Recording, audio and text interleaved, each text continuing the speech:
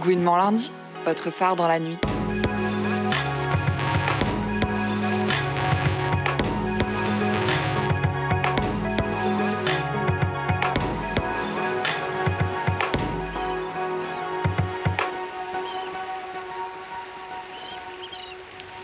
Bonsoir à tous, vous êtes bien sur Gouinement lundi, en direct de Radio Campus Paris. Nous sommes ravis de vous retrouver pour cette nouvelle émission en direct. Connaissez-vous le point commun entre Britten, Poulenc et Tchaïkovski ? S'il vous arrive de caler une petite symphonie en do mineur à votre playlist entre deux morceaux de Théodora, ces noms vous disent peut-être quelque chose. Eh bien, figurez-vous que tous ces compositeurs étaient homosexuels, mais quand on étudie la musique classique au conservatoire, c'est quelque chose dont on n'entend jamais parler. Pourtant, aujourd'hui, les questionnements féministes et queer font de plus en plus surface sur la scène culturelle et les musiques actuelles. Mais dans le domaine de la musique classique, c'est silence radio. Nous avons donc choisi, Jeanne et moi, Gabrielle, d'évoquer le sujet du genre et de la norme dans un milieu encore un peu conservateur sur les bords. Pour vous donner un peu de contexte, nous avons voulu aborder ce thème car chacune de nous a un rapport assez important avec cette pratique. Personnellement, j'ai été formée à la musique classique de mes 5 à mes 17 ans au conservatoire. Et moi, j'ai aussi suivi un cursus de piano et de trombone au conservatoire de mes 6 à mes 21 ans, avant de poursuivre avec un DEM de piano au conservatoire régional de Lyon. Nous avons donc voulu, en tant qu'amatrice et animatrice, creuser le sujet avec des professionnels.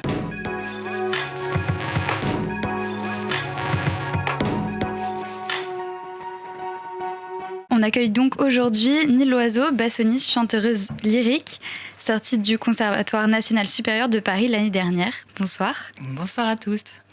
Et également Marianne Chauvin, tu es doctorante à l'Institut de recherche en musicologie, où tu fais une thèse intitulée « Politique féministe sur la scène lyrique aujourd'hui ». Bonsoir. Bonsoir. Et bienvenue à tous les deux. Merci. Alors, nos pratiques musicales commencent généralement par l'apprentissage et en classique, c'est souvent synonyme d'entrée au conservatoire. À un moment, on peut être très jeune, assez malléable, cette entrée dans un lieu très hiérarchisé, où souvent on veut bien faire, atteindre les attentes que l'on a de nous pour réussir, en particulier pour les femmes, peut avoir une grande influence sur nos questionnements, notamment vis-à-vis du genre, notamment en tant que femme, personne queer ou racisée.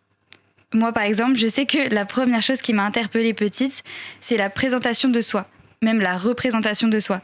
Ici, la notion de performativité de genre de Judith Butler est un peu sous-jacente. En effet, pour les filles, il fallait avoir des talons, des robes, lors des auditions, des concerts, etc. Ça avait complètement chamboulé mon rapport au genre parce que moi, les talons, j'en avais pas et je préférais les pantalons. Je me sentais toujours comme le vilain petit canard qu'on allait pointer du doigt à côté de toutes ces filles. Et du coup, je me demandais, est-ce que vous aussi, vous avez ressenti une sorte de pression ? Est-ce qu'on vous a fortement conseillé de porter certains types de vêtements ou alors de vous présenter d'une certaine manière ? Et est-ce que vous avez pris conscience de ça par vous-même ou les autres vraiment vous l'ont fait remarquer ? Je commence. Bon. Alors, ce qui m'apparaît intéressant pour répondre à ta question, c'est que moi, j'ai eu un parcours atypique qui a fait que mon apprentissage de la musique au sein du conservatoire puis au sein de l'université s'est effectué en 2 temps. Donc, il y a 2 époques, entre guillemets, différentes, et je puis m'exprimer ainsi sans trahir le fait que je suis une dinosauresse. Non, zut, trop tard. D'abord, à la toute fin des années 1990, quand j'étais lycéenne, et ensuite, oui, c'était au tout début du 21e siècle. J'étais élève au Conservatoire de Toulouse dans les années 2000, où j'ai obtenu ce qu'on appelait alors le baccalauréat F11, qui existe toujours aujourd'hui sous l'appellation TMD, Technique de la musique et de la danse. Donc à cette époque, on n'était absolument pas sensibilisé aux questions de genre et encore moins aux notions de ce qui se passait en termes de performativité, que ce soit dans les vêtements, les attitudes. L'enseignement instrumental comme théorique s'appuyait exclusivement sur des œuvres composées par des hommes. Le choix des instruments était genré, sans que personne ne songe à nous le faire remarquer. Alors, il y avait bien une fille qui apprenait le trombone à Toulouse à cette époque-là, mais pas à un niveau très élevé. Et une élève inscrite dans une classe de cuivre, par exemple, semblait encore un phénomène incongru. Voilà, je me rappelle avoir été vaguement choquée quand une amie qui rêvait de devenir chef d'orchestre m'avait raconté que son professeur de violon l'en avait découragée en lui disant que ce n'était pas un métier pour une femme et qu'aucune fille ne pourrait percer dans une classe de direction d'orchestre. Mais à l'époque, ces propos n'avaient pas suscité plus d'émoi que cela de la part d'autres personnes. Ce qui est certain, c'est que les rôles modèles étaient alors extrêmement genrés, sans que nous songions ou que nous remettions cet ordre des choses en question. Les compositeurs étaient des hommes, les chefs d'orchestre aussi, de même que les instrumentistes avant, à l'exception des flûtes. Mais même là, alors qu'il y avait bien plus d'élèves filles que de garçons, les flûtistes professionnels qui avaient une grande carrière étaient des hommes. Moi, je peux enchaîner là-dessus, puisque tu parles des femmes, filles instrumentistes. Alors, aujourd'hui, je m'identifie comme une personne non-binaire, mais j'ai grandi en tant que fille bassoniste. Et on a pu me dire en cours au CR de Paris, le basson, c'est pas un instrument de fillette. Sous-entendant, dépasse-toi, souffle plus, enfin, fais preuve des qualités dont un homme est doté. Ça, c'est quand même quelque chose qui, même sans questionner mon genre à l'époque, m'avait frappé vraiment brutalement. Et j'avais autre chose qui m'était venue tout à l'heure sur le parcours genré. Je vais revenir, puisque Marianne, tu dis que t'as pas préparé, mais en fait, t'as vraiment très bien préparé. Un tout petit peu. Parce que ta question tout à l'heure, elle était plutôt sur les tenues, j'ai l'impression, sur notre vécu en concert. Moi, j'avais pas trop de mal à mettre des robes ou des talons, c'était pas un problème. Ça l'est devenu maintenant, donc c'est une question que je me pose en tant qu'adulte, mais enfant et adolescente, ça allait. Mais par contre, je trouvais ça assez injuste qu'on n'ait pas le choix. C'est-à-dire que moi, je le vivais bien, j'avais des amis qui avaient absolument pas envie de mettre des talons, de mettre des robes, etc. Et effectivement, je trouvais ça très injuste pour les autres, jusqu'à ce que ça me concerne. Alors justement, j'ai retrouvé, Oui. J'ai retrouvé mon anecdote super, elle va beaucoup vous plaire, sur mon vécu en tant que bassoniste à 15 ans. À 15 ans, j'avais un copain, et c'était un copain bien toxique, mais je ne m'en rendais pas compte, évidemment. Et un des trucs qu'il m'avait dit, il avait vraiment déploré le fait que je fasse du basson, parce qu'il trouvait ça pas sexy. Et il m'avait dit, c'est dommage, tu pourrais au moins faire de la flûte et tout. Et ça, c'est quand même un vécu qui a parcouru l'ensemble de mon parcours de bassoniste. En fait, c'est que je faisais un instrument, effectivement, en tant que fille, pas du tout sexy. Et on est quelques-unes comme ça. Le piano, ça passe encore. Le violon, on est un petit peu tordu, c'est pas très esthétique, etc. Le violoncelle, c'est entre les jambes, mais aujourd'hui, c'est devenu un instrument qu'on trouve très sexy pour les filles. Mais alors, le basson, le hautbois, dès qu'il y a une embouchure, que ça déforme le visage, tout de suite, on devient laide. Et là, c'est un vrai problème quand on est une femme. On n'a pas le droit d'être laide. Oui, les instruments qu'on a introduits dans la bouche également.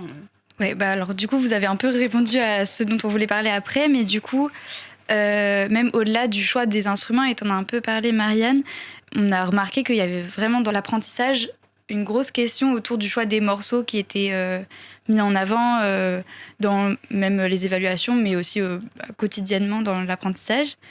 Et on peut notamment citer Katia Buniachvili, surnommée la Beyoncé du piano, qui choisit des morceaux dits de mecs, des morceaux avec plus de caractère, plus forts, plus rythmés. Et on peut aussi remarquer, à côté de ça, un manque vraiment de connaissances. Moi, je sais que pendant du coup plus de 10 ans, j'étais au conservatoire. Je me souviens pas d'avoir joué un morceau qui a été écrit par une femme. Et je trouve que c'est quand même hyper questionnant sur la place des femmes, parce qu'il y a quand même des femmes compositrices, c'est pas un problème. Mais juste, on les met pas en avant, on les enseigne pas. Et du coup, je voulais savoir, est-ce que vous avez peut-être réfléchi à ça, de comment est-ce qu'on pourrait enseigner sans reproduire ces schémas d'une autre manière? Et est-ce que dans les écoles supérieures, Nil, les étudiants-étudiantes s'organisent pour contrer un peu ces normes d'apprentissage? Alors, je suis hyper triste de devoir te dire que je trouve pas. C'est en train de venir, c'est-à-dire que il y a 3 jours, j'assistais à une conférence dans le département de musique ancienne au CNSM de Paris sur ce thème-là, sur les compositrices, et sur le fait que les institutions d'enseignement, les conservatoires, ne s'en emparent pas. Les interprètes plus. Moi, par exemple, je suis sortie l'année dernière, j'ai un quintet avant qui s'appelle le Quintet de Grenade, où on ne joue quasiment que des compositrices, et ça fait vraiment partie de notre identité de quintet. C'est aussi un quintet sans musiciens, 6 en tout cas. Et c'est un sujet qui nous tient à cœur aujourd'hui beaucoup, et qui, j'ai l'impression, remue les interprètes, notamment les femmes interprètes, les minorités de genre. Mais dans les lieux d'enseignement, ça pêche encore, notamment parce que les ressources manquent, et que les professeurs, surtout celles qui enseignent depuis 40 ans, ça leur demanderait de revoir entièrement leur corpus d'œuvres, sachant qu'on a des livres, des méthodes pédagogiques qui sont somme toute bien faites, à part qu'il n'y a que des compositeurs dedans, qui t'expliquent comment tu vas faire du basson. Ça, c'est le premier morceau de ta vie, le deuxième, le troisième. Et en fait, si on veut faire une autoroute de la première note qu'on émet à la dernière sans passer par la case compositrice, on peut le faire. Et on sera programmé, puisque les salles ne programment pas de compositrice, parce que les salles devraient communiquer plus qu'en mettant juste Beethoven en gros sur une affiche, puisque si on met Batsina Gracevich dessus, Basevich ou Elsa Baren sur une affiche, les gens ils vont avoir plus de mal à venir parce qu'on les connaît pas. Et l'effort n'est pas fait, je trouve, encore. D'accord. Alors, moi, j'ai une anecdote personnelle qui est un peu honteuse, mais on m'a donné une charge de cours, on m'a proposé une charge de cours il y a quelques années dans une université. Enfin, il y a quelques années, c'était il y a 2 ou 3 ans. On m'a proposé d'assurer l'enseignement de commentaires d'écoute. Et alors que moi, vraiment, mon travail de chercheuse, c'est vraiment les femmes, les conditions de travail des femmes. Voilà, je m'intéresse beaucoup aux compositrices. J'ai vraiment à cœur de défendre ces répertoires. On m'a appelé un peu à la dernière minute en me disant, écoute, la personne qui devait assurer cet enseignement, finalement, ne peut pas l'assurer. Est-ce que tu l'acceptes ? T'inquiète pas, on va te passer des bouts de cours. Bon, je l'accepte vraiment à la dernière minute, effectivement, avec des morceaux de cours fournis par plusieurs personnes. Je construis un cours. Et puis j'étais très contente parce que pour une fois, j'avais réussi à construire, à anticiper et à construire mon cours avant de le donner, largement avant. Et puis la veille de la première séance, j'étais dans ma cuisine en train de me dire, qu'est-ce que tu vas leur passer demain comme œuvre ? Ah oui, ça et ça.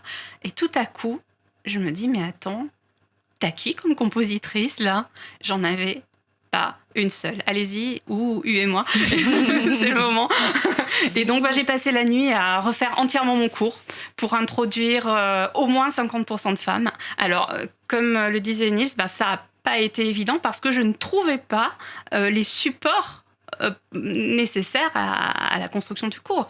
Je n'avais pas de support auditif de bonne qualité. Alors, ce que j'ai fini par faire, c'est que j'ai utilisé j'ai téléchargé des enregistrements qui avaient été réalisés par des amateurs, des amatrices, dans des écoles de musique, des concerts qui étaient vraiment dédiés aux compositrices. Donc, c'était des enregistrements de très mauvaise qualité, mais c'est un paramètre que, du coup, j'ai décidé d'ajouter aux autres paramètres du commentaire d'écoute. Voilà. Et donc, il y avait en plus la qualité de l'enregistrement. Et sans que je dise rien aux étudiants et aux étudiantes, d'elles-mêmes et d'eux-mêmes, ils ont fini, à un moment donné, par me dire « Mais c'est étrange parce que quand même, les enregistrements de mauvaise qualité, c'est toujours les compositrices. » Et donc, je leur ai dit voilà, très bonne remarque. Et effectivement, ça signifie que là, il y a une niche. Et en tant que futur musicien et musicienne professionnelle, allez-y. Et il y avait autre chose. Je suis comme toi, je ne sais plus. Je peux glisser une anecdote si tu veux pendant que tu réfléchis. Oui. Une minuscule anecdote, c'est qu'en parlant des compositrices, j'ai grandi dans la croyance que Camille Saint-Saëns était une femme. Et j'ai compris très très tard que ça n'en était pas une, alors qu'il y a une magnifique sonate pour basson que j'adore de Camille Saint-Saëns. Et c'était une grosse déception. Je crois pas que je m'en sois remis, en fait. Ça y est, si, j'ai retrouvé, pardon. Oui, la première année de mon challenge a été d'introduire au moins 50% de compositrices dans mon cours de commentaire d'écoute. Et l'année suivante, je me suis dit que c'était pas possible qu'il n'y ait que des compositeurs et compositrices blancs et blanches. Et donc, je me suis efforcée d'introduire aussi des compositeurs et compositrices non blanches. Voilà. Et en cherchant, on trouve. Et des choses, bien sûr, absolument magnifiques. On espère que tous les profs nous entendent. Et justement, on va faire une petite pause musicale, notre première. On vous propose d'écouter pour ça un extrait du projet Unknown I Live With You de la compositrice polonaise Kasia Głowicka. Créée en 2018 et basée sur des poèmes de femmes afghanes, la composition est un triptyque pour la liberté dans une société patriarcale. Même si la performance porte en elle le déséquilibre de pouvoir qui se crée lorsque des artistes occidentaux portent le récit de ces femmes, elle permet malgré malgré tout de faire entendre leur voix. Et 3 chanteuses incarnent ici chacune un archétype féminin, dont la baryton trans américaine Lucia Lucas, que nous écoutons dans un extrait du morceau Sexual Assault, I Could Not Live Without You, Dignity.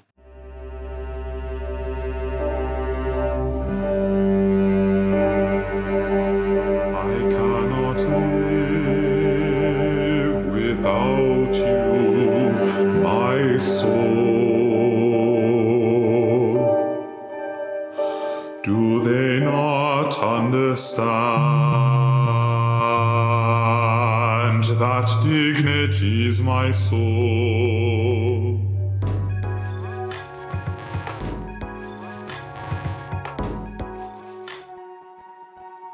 Nous venons d'entendre une voix qui nous force à déconstruire ce qu'on considère comme une voix féminine ou masculine. La visibilité d'interprètes queer permet donc d'ouvrir le champ des possibles et d'éduquer nos oreilles à plus de diversité. Mais on imagine que ça ne doit pas toujours être simple pour les artistes concernés. Donc Neil, par exemple, toi qui joues dans des ensembles, à ton avis, quelles sont les problématiques qui peuvent encore être vécues par les personnes queer dans les ensembles professionnels ou en tant que soliste aujourd'hui ? Et est-ce que tous les deux, vous savez s'il y a des choses qui sont mises en place par les institutions pour prévenir des queerphobies qui pourraient se manifester dans les orchestres, par exemple? Je sens que je vais encore être super optimiste, ouais. Je vais parler que de ce que je connais, c'est-à-dire de mon vécu ou des choses que j'ai constatées ou qu'on a pu me raconter, mais... donc moi je suis intermittent, quand je suis pas chanteuse, je suis bassoniste et donc je joue dans des orchestres. Quand je joue dans des grands orchestres entre guillemets, c'est-à-dire des orchestres institutionnalisés, nationaux, c'est pas du tout un endroit où je me sens de faire un coming out. Parce que la moyenne d'âge, le bagage culturel et plein de choses font... Et puis la durée du travail, c'est-à-dire dans mon cas en général 1 semaine, ne rend pas le coming out bénéfique pour moi, puisqu'il me rend juste vulnérable et éventuellement sujet à plein de questions et plus ou moins super, hein, évidemment. Et donc pour moi, c'est pas rentable d'être out en tant que personne queer. Après, il y a des choses qu'on cache plus ou moins bien. J'ai plutôt l'habitude de me mégenrer, donc ça va. En revanche, qui je fréquente, ça c'est... je trouve beaucoup plus difficile à cacher, peut-être parce que c'est quelque chose que j'ai toujours su et donc que j'ai toujours trouvé comme faisant partie de la normalité. J'ai même compris après coup que, en fait, être bi, c'était pas normal. Enfin, en tout cas, pas la norme, parce que je trouve... Enfin, en tout cas, à 8 ans, je répétais à qui voulait l'entendre qu'on tombe amoureux d'une personne et que je ne voyais pas pourquoi il fallait que ce soit lié à un genre. Et bon, l'adolescence s'est chargée de m'apprendre que, si, pour la plupart des gens, il faut que ça soit lié à un genre. Mais donc ça, j'avoue que j'ai beaucoup plus de mal à faire l'impasse. Quand j'entends une remarque homophobe, ça me fait bondir presque malgré moi. Évidemment, une remarque transphobe aussi, mais je m'oute pas en tant que personne concernée dans ces cas-là, quoi. Et est-ce que vous savez justement s'il y a des choses qui sont... Il y a des choses mises en place quand même pour lutter contre ça, ou c'est encore très marginal ? C'était la deuxième partie de ta question. Alors, c'est vrai que dans les plus petits ensembles, notamment les ensembles de musique contemporaine, de création, des ensembles qui sont plus ouverts, c'est... comment dire ? C'est mieux pris en charge, mais c'est vraiment une prise en charge collective qui repose sur les individus et pas une prise en charge institutionnalisée. À aucun moment, on passe un questionnaire aux gens qu'on recrute pour leur demander leurs pronoms. C'est pas une question qui existe et qui est prévue. En revanche, la dernière fois que j'ai travaillé dans un petit ensemble de création, en fait, j'avais décidé de ne pas m'outer pour les raisons que j'ai exposées tout à l'heure. Il se trouve que la chef d'orchestre avait déjà eu vent de mon prénom et de mon pronom. Donc, après avoir fait tout un trajet de train avec les musiciens de l'orchestre sous un autre prénom et un autre genre, la chef a ouvert la répétition en disant « Bon, bienvenue Annie !» Et j'étais « Ah mince, bon, alors... » Et en fait, c'était une super décision de sa part. En tout cas, moi, j'ai merveilleusement vécu du coup cette série. Et plus j'avance dans ma vie et plus je me rends compte que être moi-même est un confort inestimable. Et je vais essayer de me faire ce cadeau-là plus souvent, mais c'est parfois coûteux. Et donc voilà, pour les choses mises en place, je pense à l'encadrement de sexisme dans les orchestres, qui est déjà inexistant. Donc t'imagines bien que la queerphobie, la transphobie, c'est très très loin, quoi. Alors justement, pendant longtemps, il y a beaucoup de musiciens et musiciennes qui ont caché leur homosexualité. Et donc, on a quand même l'impression qu'aujourd'hui, la parole s'est libérée, mais en fait, il y a encore quand même très peu d'interprètes, en tout cas, on s'est dit ça en préparant l'émission, qui s'expriment en public, à part quelques stars comme les pianistes Hélène Grimaud, Alexandre Tarot, qui sont out, mais on se demandait pourquoi est-ce qu'on a autant de mal à avoir des modèles LGBT+, dans la musique classique, selon vous. Marianne, tu veux commencer Je ne sais pas quoi répondre sur l'ensemble du milieu musical dit classique, en tout cas de la musique savante occidentale. Moi, ma spécialité, c'est l'opéra. Donc, ce que je constate à l'opéra, alors si je m'intéresse au livret, par exemple, au livret d'opéra, ce qu'on voit, c'est que dans tout l'opéra baroque, il y a une fluidité de genre qui est bien présente dans les livrets, chez les personnages. Mais quand on arrive au répertoire du 19e siècle, alors là, il n'y a plus de personnages. Cette fluidité de genre n'existe plus. Les rôles sont extrêmement genrés, extrêmement stéréotypés. Et alors, dans les créations d'œuvres nouvelles, on commence un tout petit peu, depuis quelques années, à avoir quelques livrets dans lesquels existent des couples de femmes. Voilà. De manière explicite. Parce que de manière implicite, par la mise en scène, il peut y avoir des relectures depuis déjà un certain temps. Mais de manière vraiment explicite, au sein des livrets, il y en a encore très très peu. Parmi les derniers, je pense qu'on peut quasiment les compter sur les doigts de la main. Je pense à Orlando de Olga Neuwirth, qui a été créé en 2019 à Zurich. Sur le thème de Orlando, donc de Virginia Woolf. Pièce qui est magnifique, que j'ai jouée à la radio quand ça a été donné, c'est le festival Présence, je pense, il y a 2 ans. Oui. Et j'étais dans l'orchestre et c'était merveilleux de jouer cette musique. Ah oui, quelle chance. Je pense aussi alors il y a eu Alexis Nabé qui a été créé à Barcelone en 2023, musique de Raquel Garcia Thomas sur un livret de Irène Guéraud. Le livret racontait l'histoire d'Herculine Babin, dit Alexis Nabé, puisque ensuite il a raconté son histoire. Et je pense également à un opéra de Sivan Eldar qui est absolument magnifique, qui a été créé en 2022, qui s'appelle Like Flesh. Et là, dans le livret, on a également un couple de femmes qui, en plus, sont d'âges très différents. C'est une très belle histoire. Et ce sont des histoires dans lesquelles il arrive des choses positives. Ce sont de belles histoires d'amour. C'est pas, par exemple, comme dans Loulou de Berg, où il y a un personnage de lesbienne, mais qui meurt du choléra. Voilà. Et oui, l'année dernière, il y a également Les Sentinelles de la compositrice Clara Olivares sur un livret de Chloé Le Chat, qui était également la metteuse en scène, qui racontait une histoire d'amour entre 3 femmes. On aura peut-être l'occasion d'y revenir vers la fin. De toute manière, on peut se dire quand même que le chemin est encore long quand on se rend compte à quel point le sexisme est toujours présent dans ce milieu.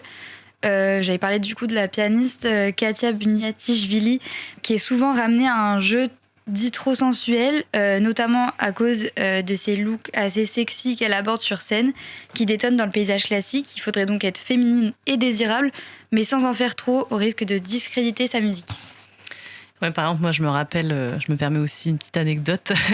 Quand j'étais au Conservatoire de Lyon, où mon prof m'avait dit pour mon récital de ne pas m'habiller trop près du corps, parce que comme je suis fine, ça aurait pu influencer le jury sur le fait que je n'aurais pas assez de puissance dans mon instrument.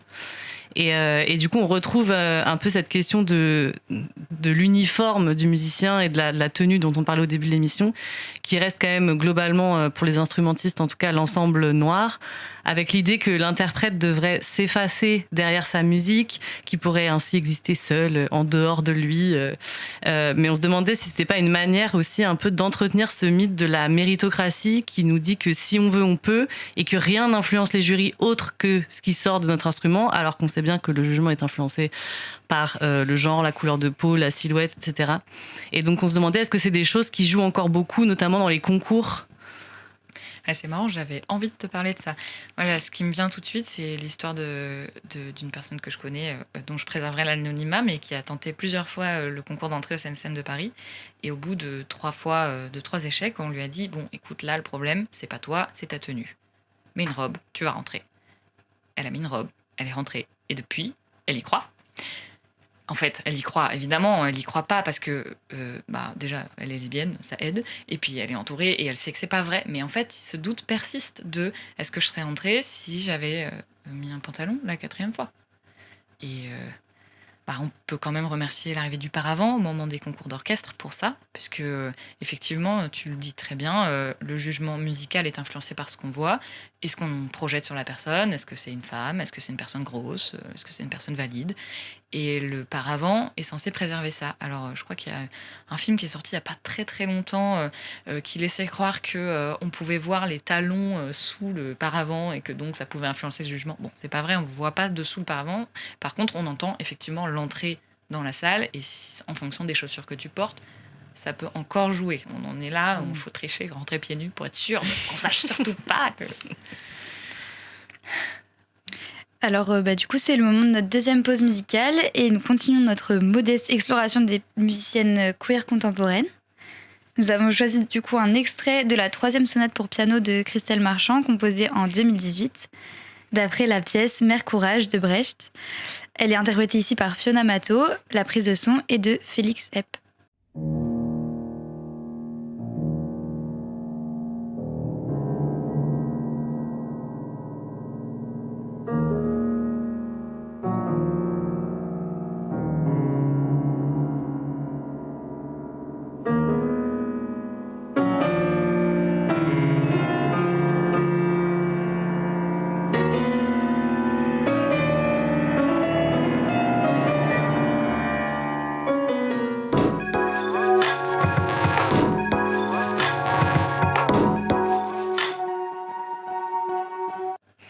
On encourage donc tous nos auditoristes à écouter la sonate en entier, parce qu'on ne peut pas la mettre en entier ce soir.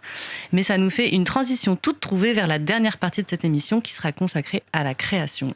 Oui, parce que pendant longtemps, les discours sur la musique n'ont pas résisté à une prétendue spécificité féminine, évaluée par rapport à une condition générique masculine par défaut, ce qui est synonyme en sous-texte d'une musique moins impactante. Aujourd'hui, ces discours, ils évoluent, mais vous avez un peu parlé de la place des compositrices dans les parcours de conservatoire et les programmations de salles. Mais est-ce que vous savez, s'il y a une vraie volonté quand même politique de programmation et de mise en lumière des compositrices, notamment oubliées, entre guillemets, de l'histoire. Et juste pour la petite anecdote, pour nos auditeuristes, on a découvert... une petite histoire qui nous a fait fondre nos petits cœurs, de la compositrice Ethel Smith, qui a quand même écrit plus de 100 œuvres, dont j'avais jamais entendu parler, moi, et qui était tombée amoureuse de la femme de son prof, Elisabeth von Herzogenberg. Et sa pièce de la jeunesse se construit sur une basse Missy, donc EH en écriture internationale, qui sont les initiales de son amoureuse. Comme quoi, il n'y a pas que des histoires hétéros qui font naître de grandes œuvres. C'est trop mignon. Mais donc sur les mises en lumière de ces compositrices, est-ce qu'il y a des choses qui sont faites ? Du reste, je pense que Ethel Smith ne cachait pas du tout son orientation sexuelle. Oui. Voilà. Vu la queen que c'était. Oui, voilà, c'est ça. Exactement, vu la queen que c'était, oui. On a déjà un petit peu commencé à l'évoquer, oui. Pardon, j'ai oublié le début de ta question, pardon. Tu m'as perturbée avec Ethel Smith. C'était pour savoir si notamment les institutions ou les politiques publiques avaient une vraie volonté. Est-ce qu'il y avait des choses qui étaient mises en place pour mettre les femmes compositrices sur le devant de la scène ? Oui, alors l'année dernière, grâce à l'initiative d'une compositrice qui s'appelle Lucie Prodhomme, j'ai été conviée à participer à un événement de remise de prix qui s'appelle les Zizi d'or et qui cela consistait à remettre un Zizi d'or a récompensé les institutions qui font le plus d'efforts en matière de non-mixité. Voilà. Donc on avait pris les choses à l'envers. Et donc, eh bien, nous nous sommes distribués un peu les tâches. Donc, moi, j'ai été chargée de remettre le Zizi d'or de la maison d'édition de matériel pédagogique qui faisait le plus d'efforts. Donc, j'ai récompensé une méthode pour orgue. J'ai décerné le Zizi d'or. Donc, le niveau était très, très, très élevé. Hein. Vraiment, il y avait beaucoup d'institutions dans lesquelles il y avait pas de compositrice du tout, hein, vraiment très haut niveau. Donc moi, j'ai remis un Zizi d'or à une maison d'édition qui édite une méthode d'orgue dans laquelle, en 7 volumes, il n'y a pas une seule compositrice. Donc bravo, c'est vraiment très très fort. Une belle performance. Une belle performance que l'on salue.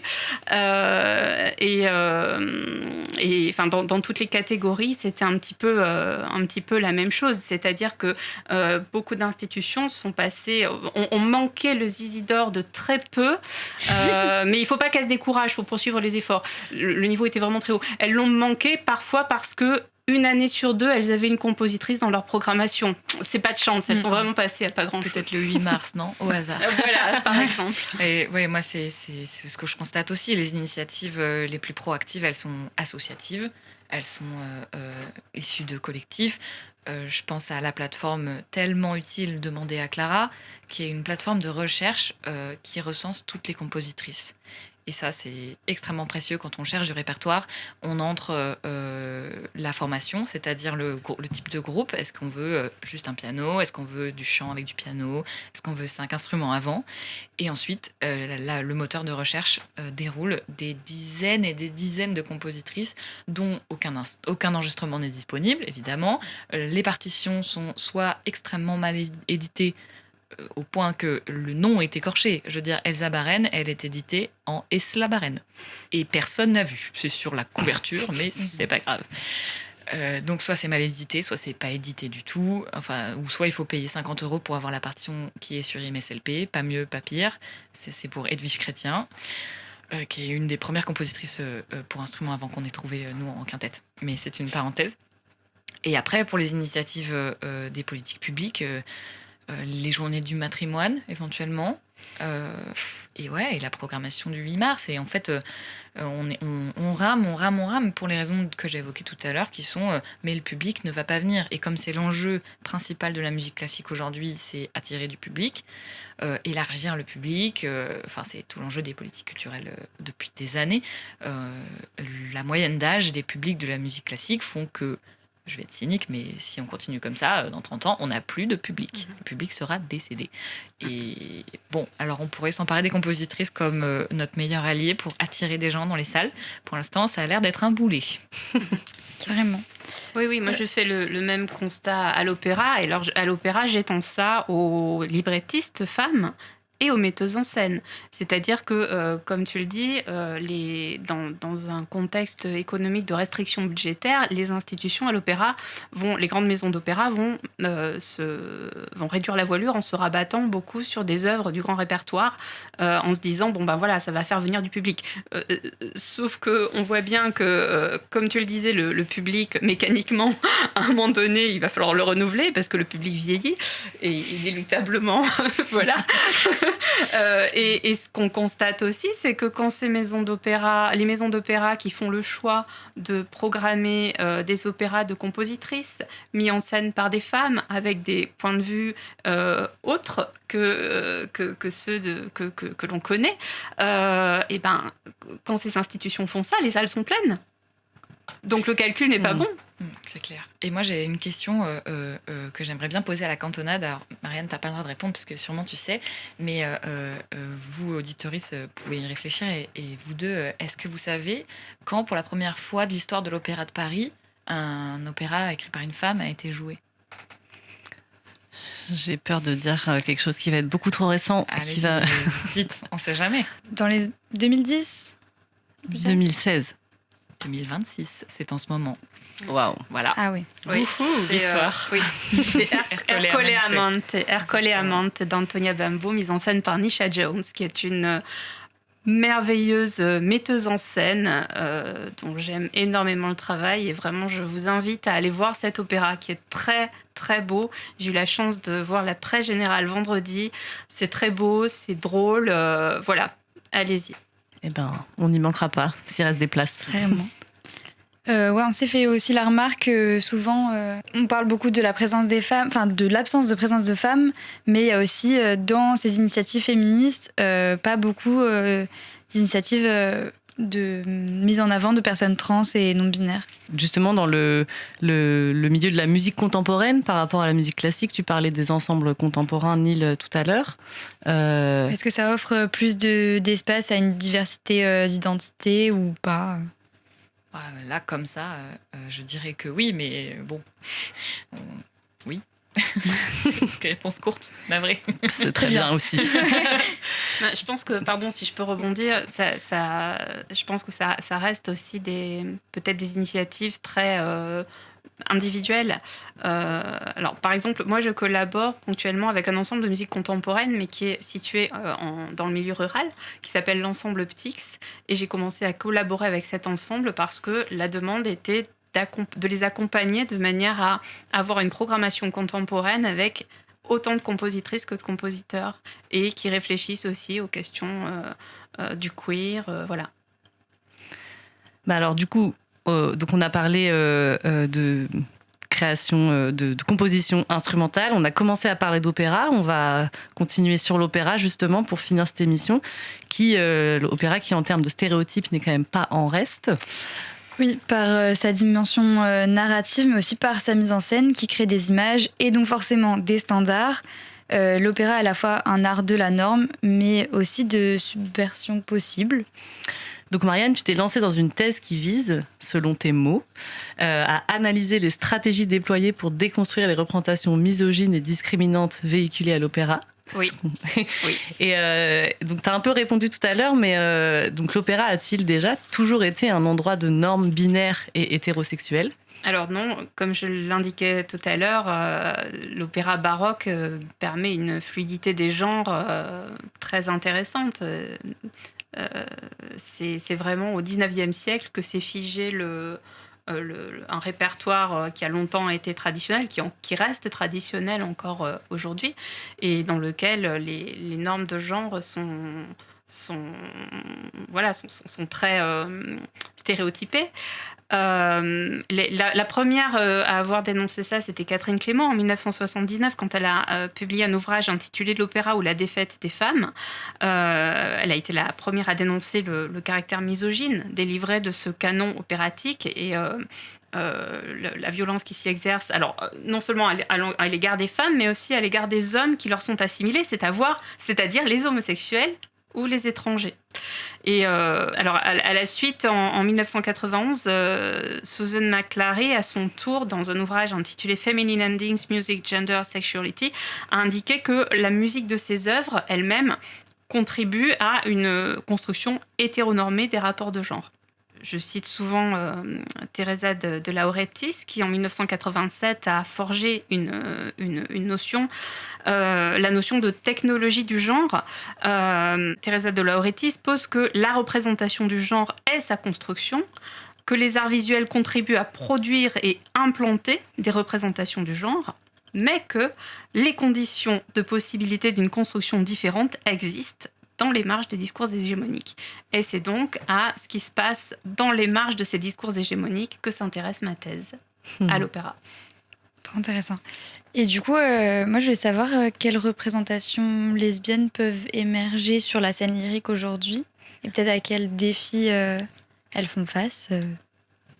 Neil ? Je ne sais pas si on peut parler de représentation lesbienne exactement, mais moi je suis mezzo, et en tant que mezzo, je suis souvent amenée à chanter des rôles dits de pantalon, c'est-à-dire à incarner des personnages qui sont censés être des hommes sur scène, en sachant que les mises en scène sont rarement jusqu'au boutiste et que on ne cherche pas à cacher que je suis en fait censée être une femme, en tout cas une voix de femme, etc. Et donc avec un corps de femme, même si je vais avoir un pantalon juste au corps d'homme ou de valet ou peu importe. Et moi, je sais que quand je chante ces rôles de pantalon, et notamment quand je peux jouer les amoureux d'une comtesse, d'une princesse, d'une servante, peu importe, j'ai l'impression de contribuer à une représentation d'amour lesbien, queer, en tout cas de permettre ce regard-là. Et je pense que c'est pareil pour les contre-ténors, qui sont des voix d'hommes aigus. J'ai perdu mon fil ici. Je connais des contre-ténors qui peuvent incarner des rôles de femmes. Donc ça, on parle carrément de transidentité. Mais dans les relations amoureuses sur scène, la voix de contre-ténor vient aussi brouiller ça. Vraiment. Oui, c'est ça. Il y a un brouillage visuel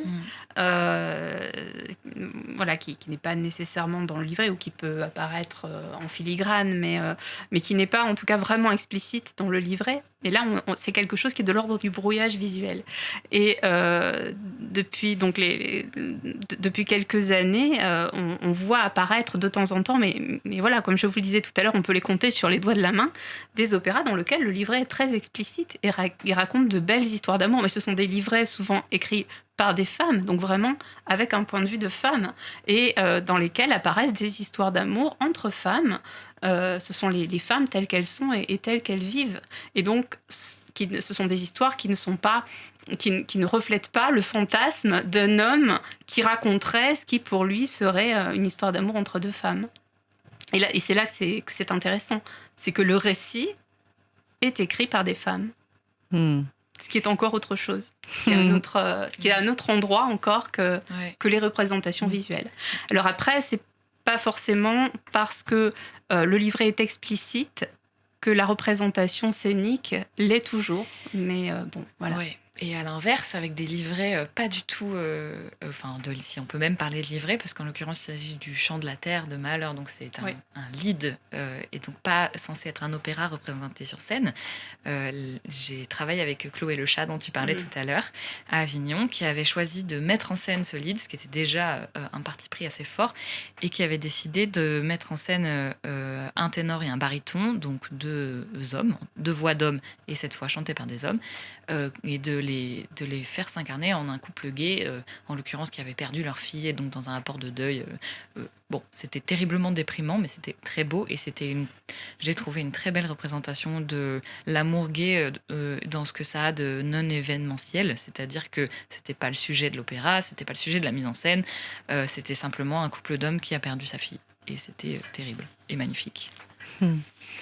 Mais du coup, ça fait quand même, on se demandait quand même, est-ce que, notamment, que ce soit pour les œuvres qui sont montrées sur scène ou pour les artistes invités par, tu parlais du Festival d'Avignon, des grandes institutions comme celle-ci, est-ce qu'il y aurait un danger pour ces artistes queer, notamment, d'être un peu la caution progressiste de ces institutions, sans que ça change véritablement leur politique dans un système qui capitalise sur les identités et que ça devient un produit d'appel, et qui, du coup, le message à la fois il est là et en même temps, pourquoi il est là, etc. quoi. Oui, bien sûr. Moi, c'est une évidence, mais je pense que Marianne, t'as l'air d'accord. Oui, je suis. Alors, ce qui se passe, c'est que souvent, ces opéras écrits par des femmes, quand on commande une œuvre à une femme, il faut qu'elle coche plusieurs cases. C'est-à-dire, il faut qu'elle coûte pas trop cher. Il faut qu'elle porte les voix des femmes. Donc, on va beaucoup communiquer dessus, effectivement. Regardez comme on est formidable, on programme des femmes, on est super progressiste, tout ça, machin. Donc, il faut que, souvent, que ça coche la case des enjeux écologiques. Si possible, si on peut avoir un décor minimaliste qui coûte pas trop cher ou qui recycle des éléments, c'est plutôt bien. Quand on compare, par exemple, au sein d'un grand festival d'opéra, la même année, une production qui a été commandée à une femme et une production qui a été commandée à un homme, alors, j'ai pas les chiffres, mais j'ai calculé les choses en fonction du nombre de places vendues, de la salle qui a été utilisée, du fait que d'un côté, on avait un orchestre au grand complet, avec un chœur au grand complet, etc. De l'autre, la compositrice s'est retrouvée avec 13 musiciens et 2 chanteuses en tout et pour tout. Voilà, on voit bien que... on peut imaginer que probablement il y a quelque chose qui est de l'ordre de la caution, oui. Par exemple, j'ai participé à un concours de quintette avant, il n'y a pas très très longtemps, où dans les consignes pour se présenter, il fallait intégrer une compositrice à son programme. C'était donc une contrainte. Alors, pour mon quintette, c'était un bonheur, puisqu'on n'avait que ça, donc on était ravis.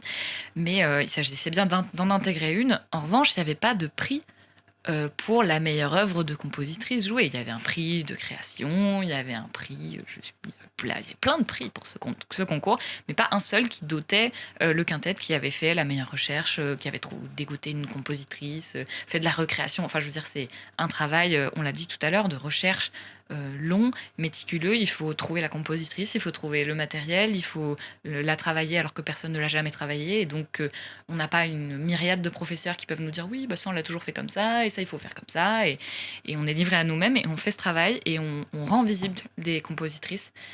Et en fait, voilà, c'est de la façade. On a mis une compositrice, c'est bon, on a fait notre travail, on va quand même pas mettre de l'argent là-dedans. Ouais. Merci beaucoup pour toutes ces paroles. On pourrait en parler encore 5 heures. Mais on espère bien plus que cela. Bien plus. On espère que ça donnera envie à nos auditeuristes d'aller voir et écouter plus de musique faite par des femmes et des personnes queer, car les écouter, c'est leur donner de l'espace, donc a posteriori plus de moyens, ce dont elles ont cruellement besoin.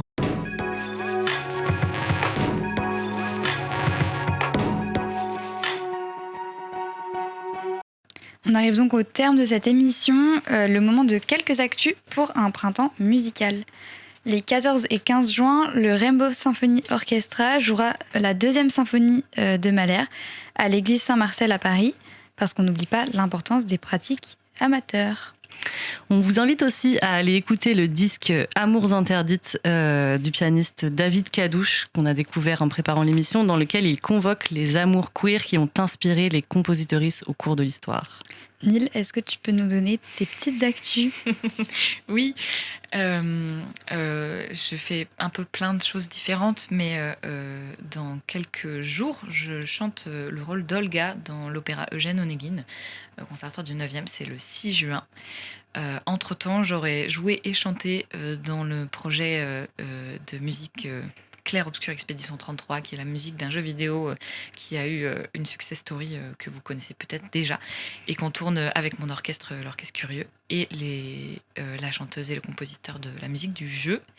Et cet été, je joue avec mon quintet d'amour en Normandie, en Bretagne, et à côté d'Uzerche, festival de la Jante, festival fondé et organisé par une femme.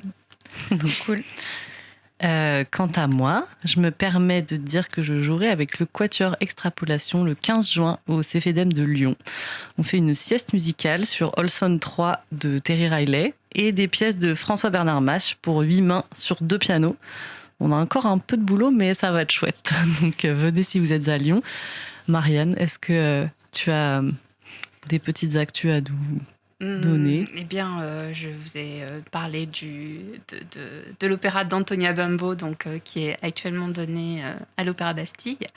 Et je peux également vous parler d'un festival qui a lieu chaque année en milieu rural, qui est donné par l'Ensemble Optix, qui est organisé par l'Ensemble Optix, et au cours duquel nous accueillons régulièrement des compositrices vivantes, contemporaines et tout à fait extraordinaires. Voilà, et ça se passe donc au nord de Tours. Génial. Un grand merci. Et pardon, oui, ça s'appelle Les Inentendus. Très bien. Un grand merci, Neil et Marianne, d'avoir passé cette heure avec nous. Merci à toute l'équipe de Gouinement Lundi, sans qui ces émissions ne pourraient pas exister.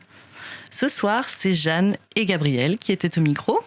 Et parce qu'il n'y a pas de radio sans technique, nous avons la chance d'avoir Margot derrière la vitre du studio.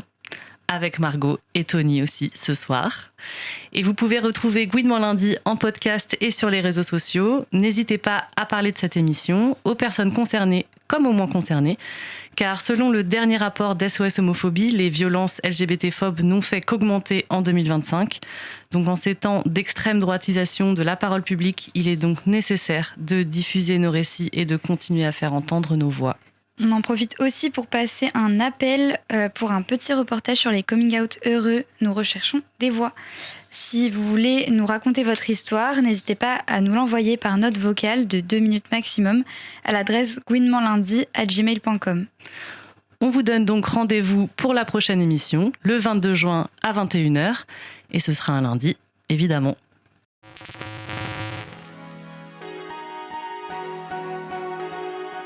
Gouinement Lundi, votre phare dans la nuit.